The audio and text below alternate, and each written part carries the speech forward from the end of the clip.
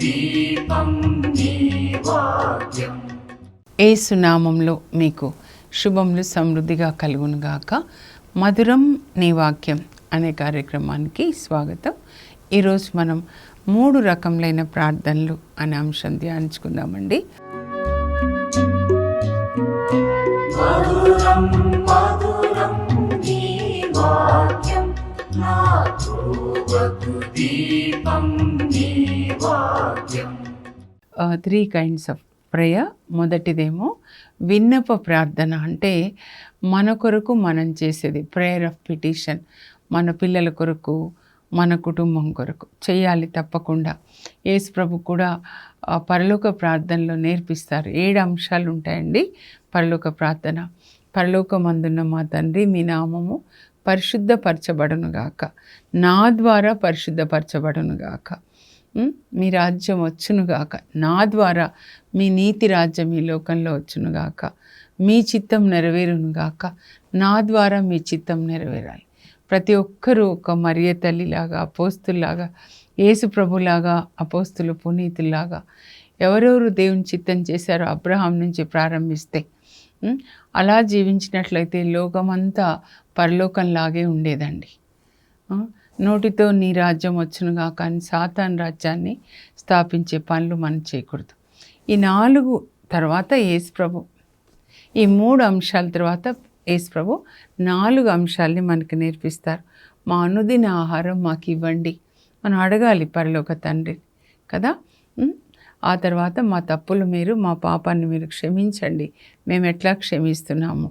ఆ తర్వాత దుష్టుని నుండి మమ్మల్ని కాపాడండి అని ఆ ప్రార్థన అన్నమాట. పరలోక ప్రార్థనలో 4 అంశాలు చెప్తారన్నమాట. మమ్మ శోధనలో ప్రవేశింపనివ్వక మమ్మల్ని కాపాడండి. ఆ శోధనలో ప్రవేశించకుండా ఎలా ఉంటాము? 119వ కీర్తన 11వ వచనంలో దావీదు రాస్తాడనమాట. నేను నీకు ద్రోహంగా పాపం చేయకుండాను నీ వాక్యాన్ని నా హృదయంలో నిలుపుకున్నాను. యువకులు పాపం చేయకుండా ఉండాలి. ఎవరైనా సరే అండి, దేవుని యొక్క వాక్యం, యేసు ప్రభువే, యేసు శరీర రక్తముల పండుగ అన్నారు కదా, body and blood of Christ అని. బాడీ అంటే దేవుని వాక్యం అండి. ఈ వాక్యం ప్రకారం మనం జీవించాలి. యేసు ప్రభు అంటే వాక్యం, దేవుడే వాక్యం. ఆ వాక్యం మానవుడే మన మధ్య నివసించాడు. మన ఆదివారం మనం పండుగ జరుపుకోండి.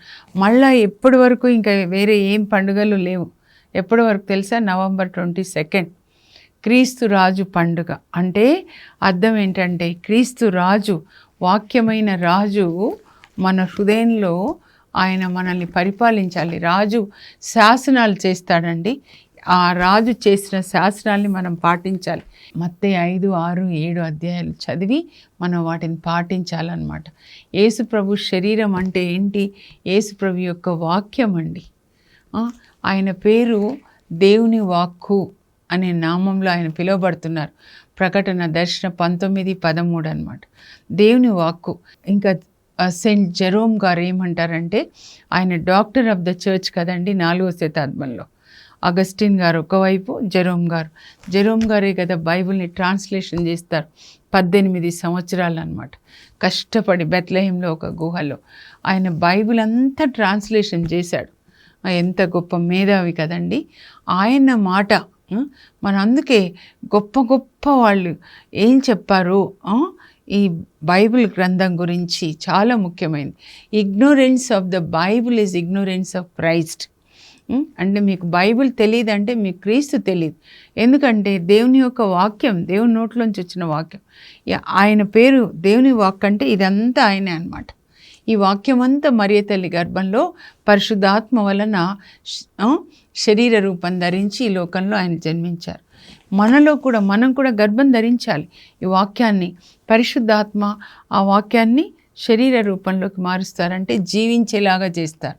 హృదయ శుద్ధి, మీరు పరిశుద్ధంగా ఉంటే పరలోకంలో వెళ్ళి దేవుని దర్శిస్తారు. అదే అన్నమాట.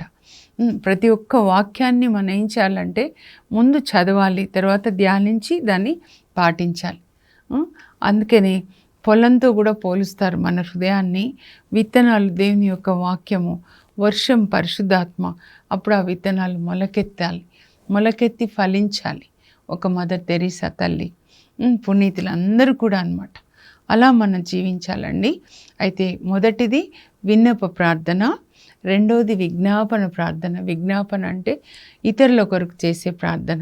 మూడవది అది మనం రేపు ధ్యానించుకుందామండి, prayer of proclamation, prayer of command అన్నమాట. ఆజ్ఞాపించే ప్రార్థన. ఏలియా మనం చూద్దాం, నాకు ఎప్పుడు ఏలియానే గుర్తొచ్చేస్తాడు.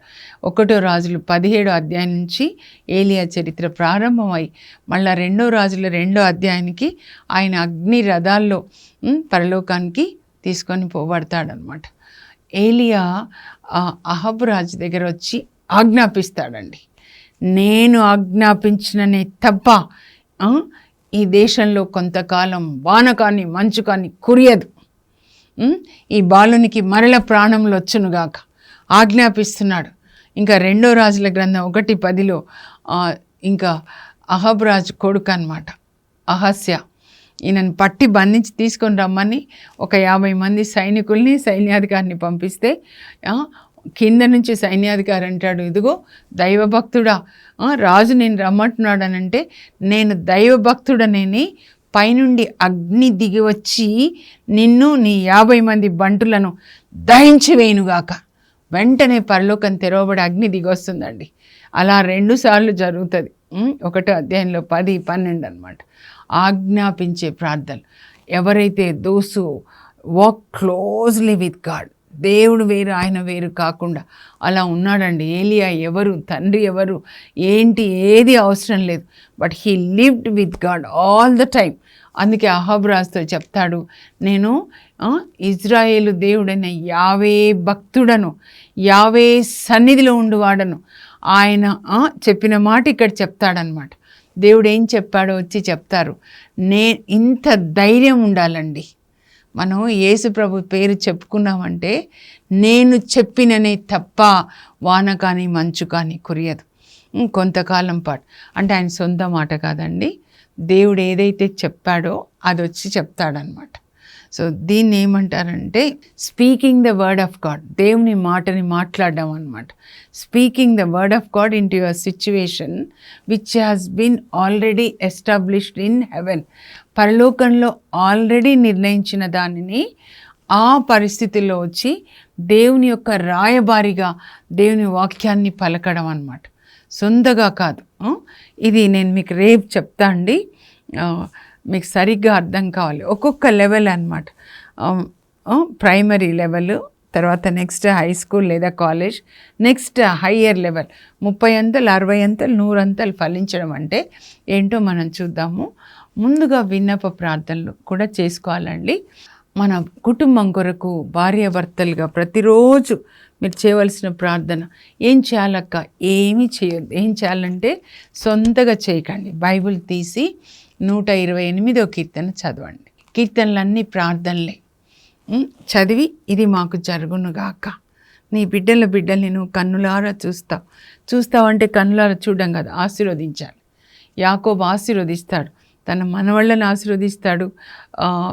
ఆదికాండం 48:15 నుంచి యోసేపు పిల్లల్ని, 49లో 12 మంది పిల్లల్ని కూడా ఆశీర్వదిస్తాడనమాట. సో మనం ఆశీర్వదించాలి. ఆ తర్వాత 112వ కీర్తన, అది కూడా కుటుంబాల కొరకే. 112 కూడా చాలా అంటే కుటుంబాలకి సరిపడే వాక్యం అండి. అలా మీరు చదువు. 127వ కీర్తన, ప్రభు ఇల్లు కట్టకపోతే ఇల్లు కట్టే వాళ్ళ శ్రమ వ్యర్థం. ఆయన కట్టాలండి మన ఇల్లు. ఎట్లా కడతాడు? ఇప్పుడు ఆదాము అవ్వాలి ఒంటిగానికి భార్యనిచ్చి ఇల్లు కడతాడు, తర్వాత వాళ్ళకి పిల్లల్ని ఇస్తారు. మీరు పెక్కుమంది పిల్లల్ని కానీ అభివృద్ధి చెందండి. ఆ తర్వాత దేవుని యొక్క పిలుపులోనికి కాలింగ్ వస్తుందండి, అది అసలైన ఆశీర్వాదం. అబ్రహాంకి పిలుపు వస్తుంది కదా ఆదికాండం 12లో, అన్నీ విడిచిపెట్టి వచ్చేస్తాడు. దేవుణ్ణి అనుసరించడం, వెంబడించడం అంటే ఈ లోకాన్ని విడిచిపెట్టాలి. కట్ సున్నతి శరీర ఆగ్రహణ కాదు, ఇక్కడ హృదయంలో కట్ చేసుకోవాలి. ధనాశ, విందులు, వినోదాలు, అది క్రీస్తునందు సున్నతి అంటాడనమాట కొలొస్సీ 2:12లో. ఈ శరీరంలో చేసే ఆచారాలు ఏమీ కాదండి. అది కూడా నేను బాప్తిస్మం అంటే కూడా చెప్పాను కదా, నీళ్ళలో మునగడము కాదు, ఇక్కడ చేంజ్ రావాలన్నమాట. వాక్యం అనే నీళ్ళలో మునగడం, అది పరిశుద్ధాత్మ బాప్టిజం అంటే పరిశుద్ధాత్మలో మునగడం. మునిగితే ఎట్లా తడిసిపోతామో మనం కూడా అట్లా తడిసిపోతాం అన్నమాట. పరిశుద్ధాత్మలో తడిసి అప్పుడు ఎంత తడుస్తారు, వస్త్రాలు కూడా తడిసిపోతాయి కదా. అప్పుడు పౌలు వస్త్రాలు స్వస్థతనిస్తున్నాయి అన్నమాట. చేతులు తడుస్తాయి, పేతురు చేతుల నుంచి స్వస్థత జరుగుతుంది కదా. అట్లా మునగడం అన్నమాట.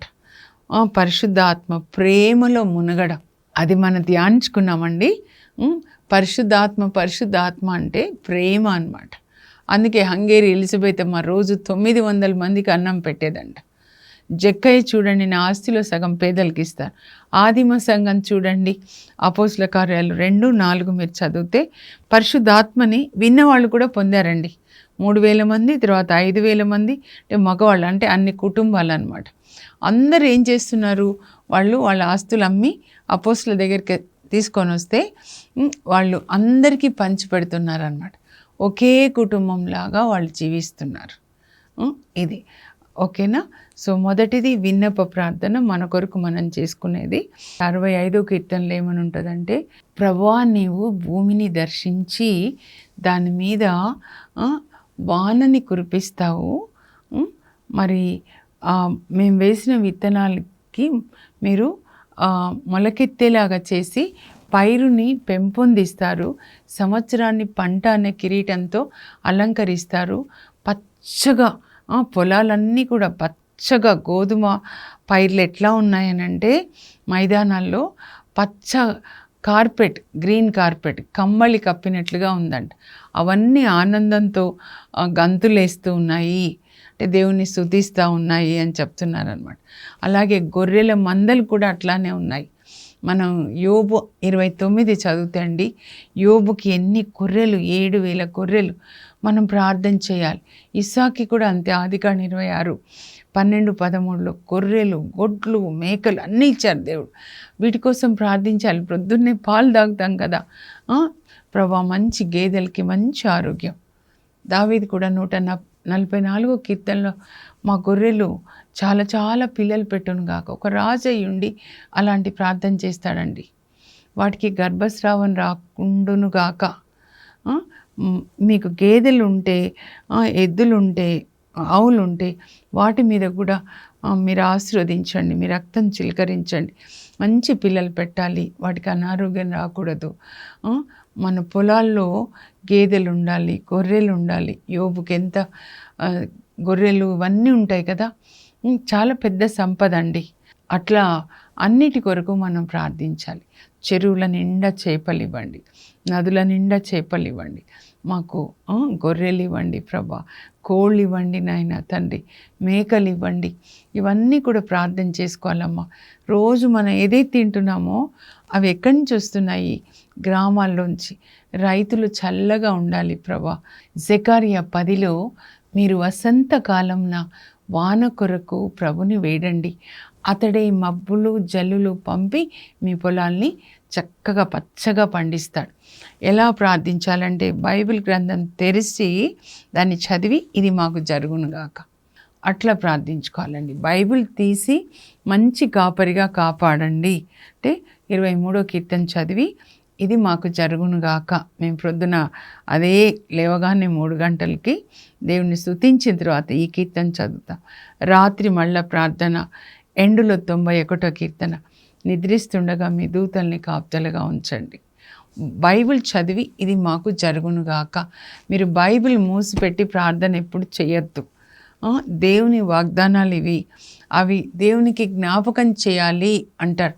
యెషయా 62:6లో మీరు దేవునికి విశ్రాంతి ఇవ్వద్దు, ఆయన చేసిన వాగ్దానాల్ని ఆయనకి జ్ఞాపకం చేసి వాటిని నెరవేర్చమని అడగాలి. ప్రార్థన అంటే దేవుని మాటలు దేవునికే చెప్పడం అన్నమాట, ఇది చెయ్యండి అని.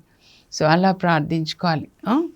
ఆ తర్వాత ఇప్పుడు పిల్లలు స్కూల్కి వెళ్తున్నారు కదండి, మరి వాళ్ళకి స్కూల్ బుక్స్కి, యూనిఫామ్స్కి, పేరెంట్స్కి ఎంత కష్టమో, ఫీ, తర్వాత ఆటో.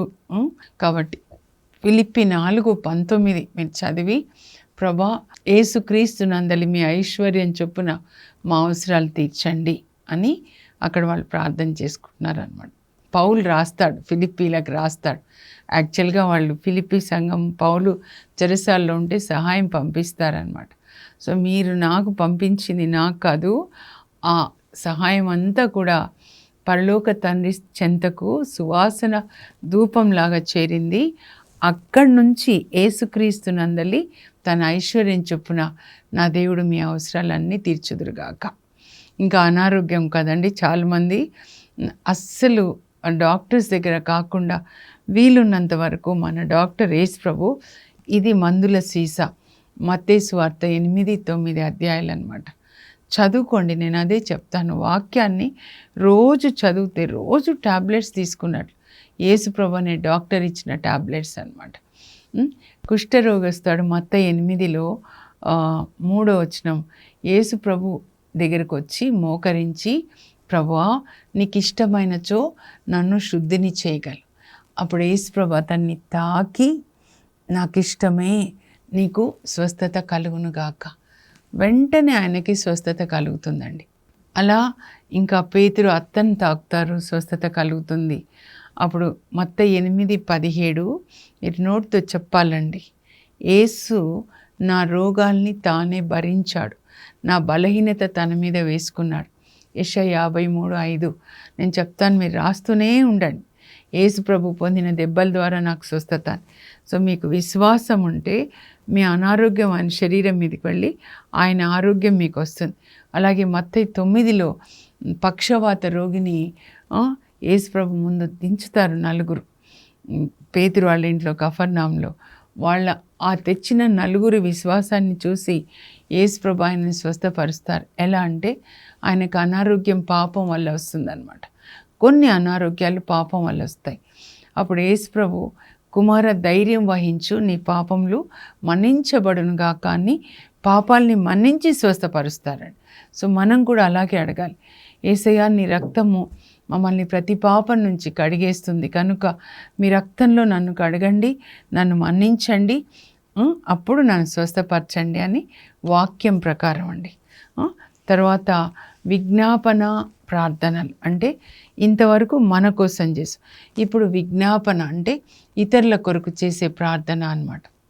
మాథ్యూ ఫాదర్, పోటా ఫాదర్ అండి, నాకెప్పుడు అంటే చెప్తా ఉంటారనమాట, ఏంటంటే మీకు ఏ అవసరం ఉందో అట్లాంటి అవసరం ఉన్న 7,000 మంది కొరకు ప్రార్థించాలి. మీకు అనారోగ్యంగా ఉంది, సో అనారోగ్యంగా ఉన్న 7,000 మందిని తాకండి ప్రభా, స్వస్థపరచండి, మీ రక్తంలో కడగండి, అలా ప్రార్థించాలి. మీ పాపకి పెళ్ళి కావాలి, 7,000 మంది వివాహ వయసు వచ్చిన వాళ్ళకి మీ చిత్త ప్రకారం మీరు నిర్ణయించిన అబ్బాయితో, మీరు నిర్ణయించిన అమ్మాయితో ఆదికాండం 24లో ఇస్సాకు రిబేకాలు వివాహం చేసినట్లుగా జరిపించండి, మీ చిత్తమే నెరవేరునుగాక అని ప్రార్థించుకోవాలన్నమాట. ఇతరుల కొరకు చేసే ప్రార్థన. యేసు ప్రభు ఇప్పుడు తండ్రి కుడి ప్రక్కన ఉండి మనందరి కొరకు ప్రార్థిస్తున్నాడండి. హెబ్రీ 7:25 ప్రకారం. అంతేకాదు యేసు ప్రభు తండ్రికి రక్తం, తండ్రి సన్నిధిలో రక్తాన్ని ఆయన తన రక్తాన్ని అర్పించాడు, ఆ రక్తం కూడా మన కొరకు ప్రార్థిస్తుందండి. హెబ్రీ 12:24 అన్నమాట. మన కొరకు ప్రార్థిస్తూ ఉంటుంది ఆ రక్తం. నా రక్తం, నా రక్తం ద్వారా ఈ బిడ్డ పాపాలు మన్నించబడ్డాయి, ఈ బిడ్డ నీతిమంతుడుగా చేయబడ్డాడు, ఈ బిడ్డ సాతాను తెచ్చి మన మీద నేరాలు తెస్తుంటే దేవుని సన్నిధిలో జకర్యా 3లో మనం చదువుతాం. అప్పుడు మన పక్షాన యేసు రక్తము అక్కడ వాదిస్తారండి. యేసు ప్రభుతో పాటు యేసు రక్తం అన్నమాట.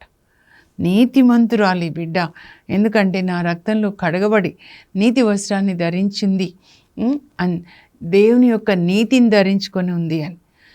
అది మన జీవితం ఎప్పుడు యేసు ప్రభు పునాది మీద కట్టుకోవాలండి. ఆయన ఎలా జీవించాడు, ఎలా దేవుని చిత్తం చేశాడు, ఎలా అందరి కొరకు ప్రార్థించాడు అనమాట. సో బైబిల్లో అబ్రహాం ప్రార్థిస్తాడండి.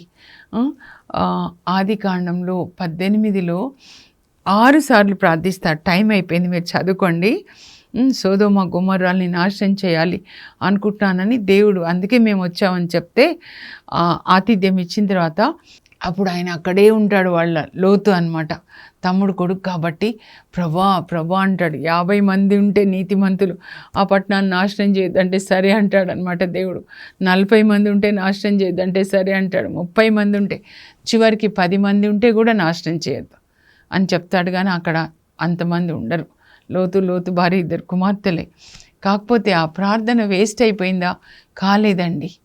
ఆ ప్రార్థన పరలోకంలో అక్కడ రికార్డ్ అయిపోయి, ఏ పట్టణంలో 10 మంది నీతిమంతులు ఉంటారో ఆ పట్టణాన్ని అబ్రాహాం విజ్ఞాపనని బట్టి దేవుడు కాపాడుతున్నారు. అది అంత ముఖ్యమైనదన్నమాట విజ్ఞాపన. ఆమోస్ కూడా విజ్ఞాపన చేస్తాడండి 7వ అధ్యాయంలో, మీరు చదవండి.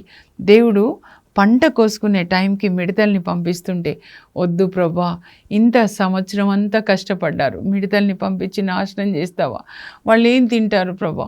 అప్పుడు సరే నేను చేయనంటారనమాట. అగ్నిని పంపించి నాశనం చేయబోతుంటే, వద్దు ప్రభా ఆపండి, దేవుడు అగ్నిని పంపించి ఒక్కొక్క పట్టణాన్ని నాశనం చేస్తాను అనుకున్నప్పుడు వీళ్ళు మధ్యలో నిలబడి ప్రార్థన చేస్తారండి.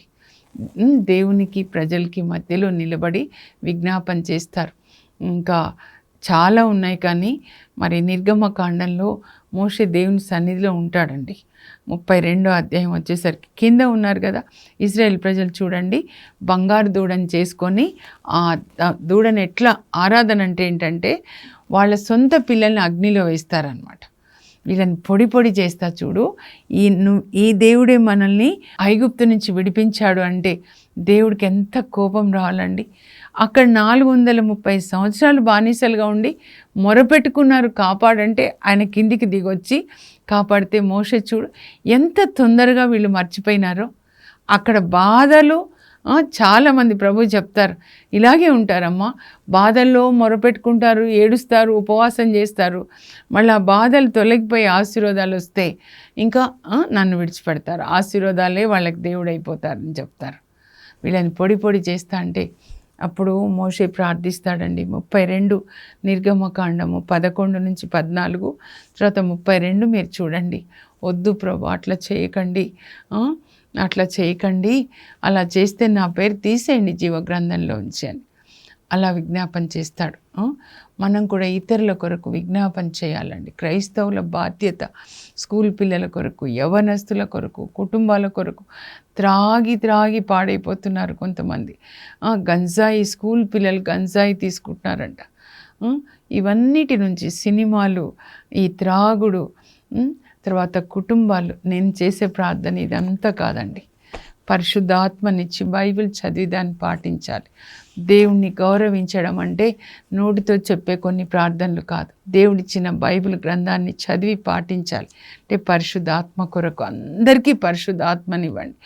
అందరూ బైబిల్ చదివి దేవుణ్ణి గౌరవించి పాటించి అందరూ పరలోకానికి వెళ్ళాలి. లేకపోతే మన ఇష్ట ప్రకారం జీవిస్తే నరకంలో వెళ్ళి కాల్తాం. ఈ 2 ఉన్నాయి. నేను చదువుతాను, ముఖ్యమైనవి మీరు రాసుకోనండి. 3 రకములైన ప్రార్థనలు, 3 kinds of prayer. విన్నప ప్రార్థన, ప్రేయర్ పిటిషన్, మన అవసరముల కొరకు చేసే ప్రార్థన. ఇక్కడ కొటేషన్స్ మీరు చదువుకోండి. ఆ తర్వాత విజ్ఞాపన ప్రార్థన, పరుల కొరకు చేసే ప్రార్థన. యేసు ప్రభువే పునాది. పరలోకంలో మన కొరకు యేసు ప్రభు, యేసు రక్తం కూడా ప్రార్థిస్తూ ఉంది. మోషే ప్రార్థిస్తాడు, అబ్రహాము, తర్వాత ఆమోసు, ఇర్మియా అయితే కన్నీటితో ప్రార్థిస్తాడండి. ఎస్తేరు, దానియేలు ప్రార్థన కూడా చాలా ముఖ్యమైనది. ఇప్పుడు ప్రార్థన చేసుకుందాం. పరలోకపు మా తండ్రి, మీ పరిశుద్ధ నామమునకు స్తోత్రం కలుగును గాక. మేము ఇలా కళ్ళు మూసుకొని కాకుండా ప్రభా, బైబిల్ తెరిచి అందులో ఉన్న వాగ్దానాలన్నీ మా నోటితో పలికి అవన్నీ మాకు నెరవేర్చండి అని ప్రార్థించేటట్లుగా ఆత్మ కన్నులు తెరవండి ప్రభు. ఆత్మ గుడ్డితనాన్ని తొలగించి యోవేలు 2:28 రాయబడినట్లుగా అంత్య దినాల్లో అందరి మీద నా ఆత్మని కుమరిస్తాను. మీ పుత్రికలు నా సందేశాన్ని చెప్తారు. మీ ముదుసలులు కలలు కంటారు. ఆ దినంన నా సేవకులకు, స్త్రీ పురుషులందరి మీద నా ఆత్మని కుమరిస్తానని వాక్యం వింటున్న బిడ్డల మీద ఆత్మని కుమరించి వాళ్ళ ఆత్మ కన్నులు తెరిచి బైబిల్ చదివి మీరు ఏది చెప్పారో దాన్ని పాటించే శక్తిని దయచేయండి. యేసు నామంలో అడుగుచున్నాం తండ్రి, ఆమేన్. మీరు ఏదైతే స్క్రీన్లో చూసారో దయచేసి రాసుకొని ఆ విధంగా మీరు ప్రార్థించండి. God bless you. Have a blessed day.